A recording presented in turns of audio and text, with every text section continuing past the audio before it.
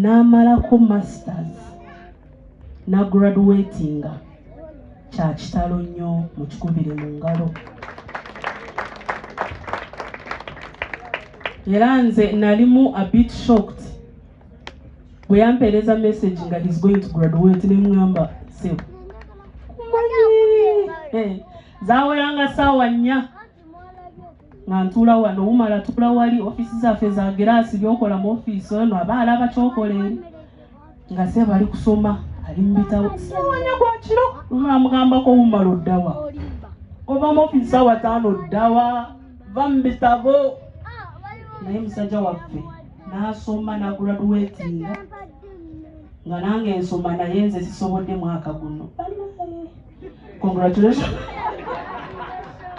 Congratulations Muwonge, age next year nkujoyininga. But we are very happy. Muwonge is a very committed man at the ministry. If you want to dare nga omanyizi no dare kino kikola oba tosobola kikola tochigamba Muwonge wotyakako sente zifa. He's that committed in kintu akikolera ddala. Juzi twagenda netulinya Renzori abali bagenzeko Margarita mumwe teri kanyesige wakoma wali kumanyi tewatuuka. This guy Gorola Moses yatuuka.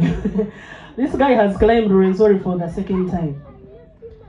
Renzori ogiclaimingira na kutano waguleli ogenda kuvayo wechaye no chawa nensi omuntu ali agenzeyo oko n'omugamba ddayo tebaddayo naye okuyita we kwayita tugende Renzori umali yali akulembedde ekibinja era yatusookayo era n'okudda n'atusooka wansi nze saatuuka bannaye naye era. But we want to thank you Uma for your omutima ogogufayo nnyo. He cares about us. He cares about his fellow staff. Webale kusomesa abaana. Webale naffe otufaako. I know Umaru sagala kola lugambo. Naye mulabye nga akola some charities. Like engeri gye tuyitinga neno okwa ku bantu abatakola ki abateesobola abatasobola abalina obwetaavu. I have seen him personally ng'ajja mu nsawo ye n'awa omuntu n'agamba munange tosiiba njala tosula njala tebakugoba mu nyumba. He has that kind of heart. Era ku ministry akolengana nnyo ne baminisita baffe omusanga ffe baminisita munanga ayimirira wali n'oyimirira wano naye be babeera bwe bati. That is the level he is at. We appreciate so much omukwano gwo era ne resilience yo Sebo Mwami Muwonge. Era bakama baffe tebaliyo olwaleero naye bamanyi nti ograduatinze owulira Muwonge. Era obubaka tugenda butuusa nti twatuuse wano kubanga bategeddeko nti tujja. We congratulate you. Every one of us has a personal gift and the ministry as a whole will gift you when you come back.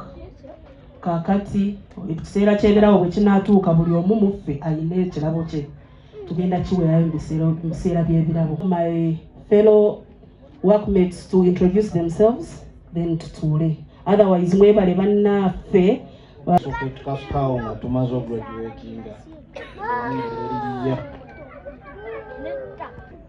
era kazija ampene ku mukisa. Congratulations. Yes.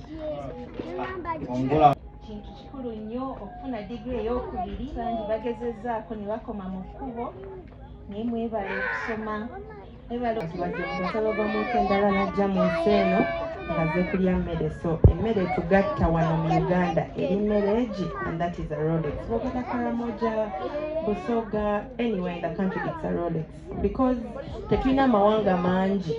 I mean tulina amawanga mangi kati emmere buli ggwanga liyina emmere yaazo. Kati tesobola gamba mbu Abaganda oluwombo lunaabeera lutu identifying oba tukoleyo n'akwangu oba shabwe. Usually emmere etugatta ebeera ya ku street nga n'abagenyi abajja b'abazungu oba kibabeera basobola okukirya.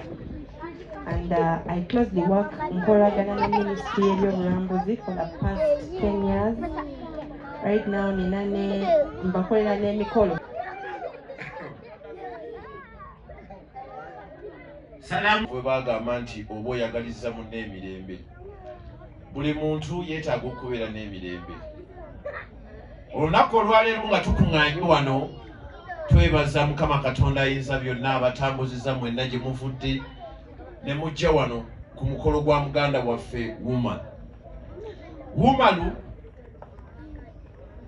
musajja waffe nnyo era tumukulisa okusoma. Mr. Wumalu weebale kusoma. Abantu bangi nnyo tubalabye nga basome naye nga tebalina magezi. Ne weewuunya omuntu eyasoma lwaki abulamu amagezi. Abantu bangi nnyo abasomye naye balemeddwa okukyusa eggwanga lyaffe. Nkwebaza nnyo Mr. Wumalu nti mu tourism department gy'okolamu bagiyita development department. Department eyo nnene nnyo era buli ekigenda mu maaso buli nkulaakulana eya tourism eyita mu ofiisi ya mukulu Wumalu. Tukwebaza nnyo olw'ebyo by'otuusizzaako tourism kubanga baaseni baanayo byefumbye bisobodde okubeera nga biraga tourism n'okubeera nga yeeyongedde okumanyika mu ggwanga.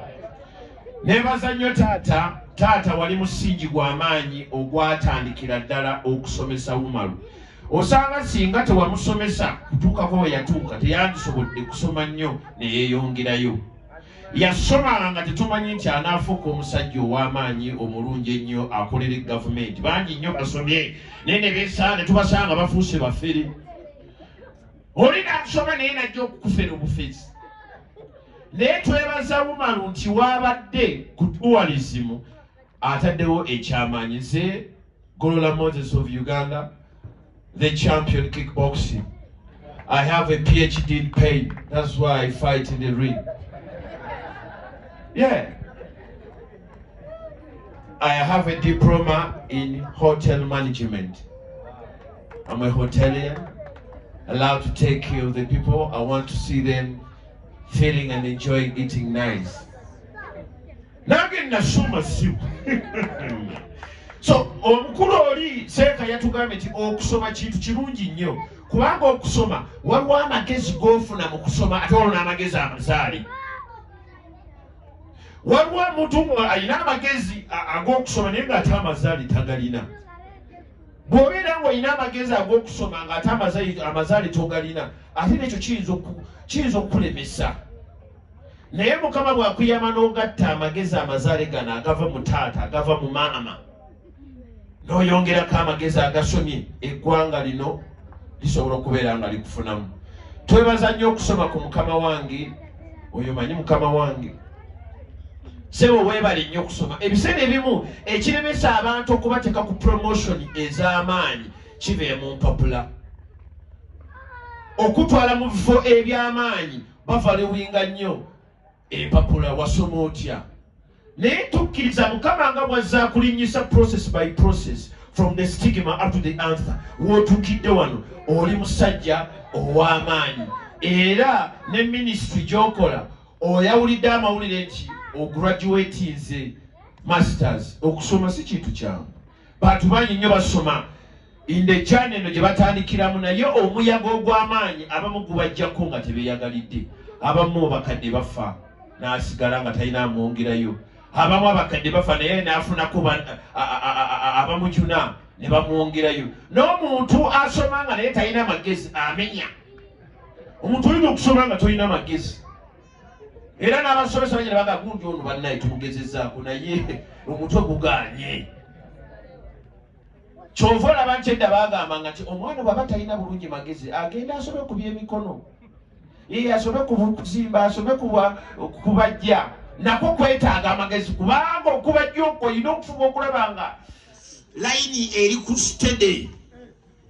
Ate oba n'okuyiga ebikonde osoma. Kyova olaba nti nze nina Golola Talent Academy. Talent Academy eno nagiteekawo okusomesa okubangula abavubuka mu talents ez'enjawulo. Era nkimanyi wali abavubuka abeetolodde eggwanga abalina okuyaayaana.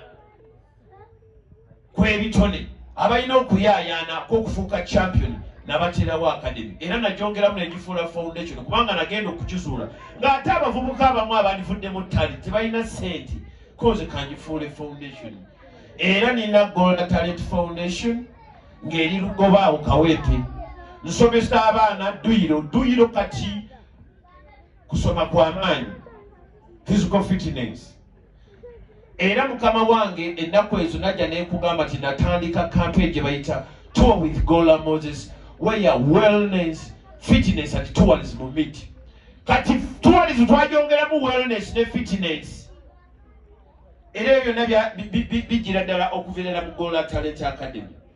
Nkuluma luwebale nnyo okukolagana ne banno kubanga okubeerawo kw'abano bonna nkolagana abantu bangi nnyo babeereyo naye nga tebalina nkolagana oba olusi babana kisiraani oli n'abeerawo omusajja oyo teyina kyeyankola naye simwagala badde kansubira tewali waawulira ekyo ewa Bumalu mumuwagala abakyala Bumalu kyekyo abaami kiri kitya tukwebaza nnyo taata okuzisa Bumalu mu ddiini eddiini ke kabonero akasookera ddala omuntu okuba n'empisa kubanga fe abawulira Bayibuli batugamba nti okutya Mukama n'amagezi mwe gasookera omwana bw'aba talina omuntu yenna bw'aba talina bwa Katonda taba na nsonyi mu bikikola byonna byakolwa ne bekuba kulya nguzi era bano ndowooza balina abali b'enguzi tebalina Katonda mu mutima gwabwe twebaza nnyo Bumalu nti toli muguzi wa nguzi kubanga olina Allah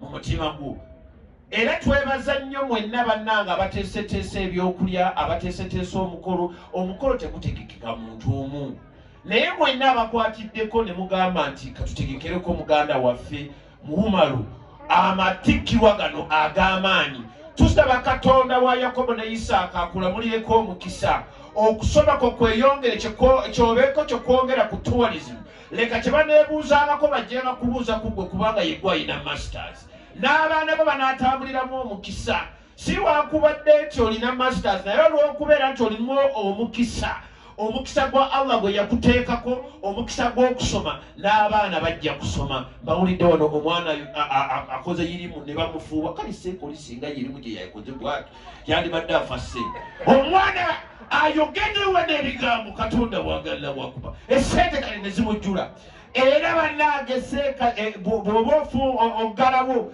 beeramu engigundi eyo yirimu gyongeremu tusobole okufuuwa mwebale nnyo kwagala baana buli omwana bw'omuzzaamu amaanyi kimulaga nti ekintu kyakola ayongera okwagala kyakola tetumuwatirwa kuba naye it is to motivate him because motivation is very important in everything we do.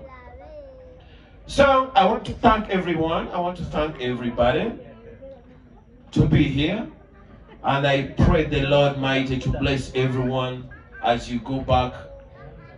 May God bless your families. May God bless your financials and your jobs. Omwaka mupya Mukama Katonda bafune bapya. Omukwano gufuuke mupya. Omukyala vono nguddeyo omukwano gw'olina mupya. Omwami ddayo ng'omukyala obusula musituzi bannange Bumalu Mukama akwongera omukwano, akwongera obuganzi, akwongera okubeera omusajja ow'amaanyi. Olwakatonda n'ensi yange mbaagala nnyo mbasaamu ekitiibwa. Naligenda kuyita taata. Ladies soko kubeebwa omuziki nsooke ndeete taata.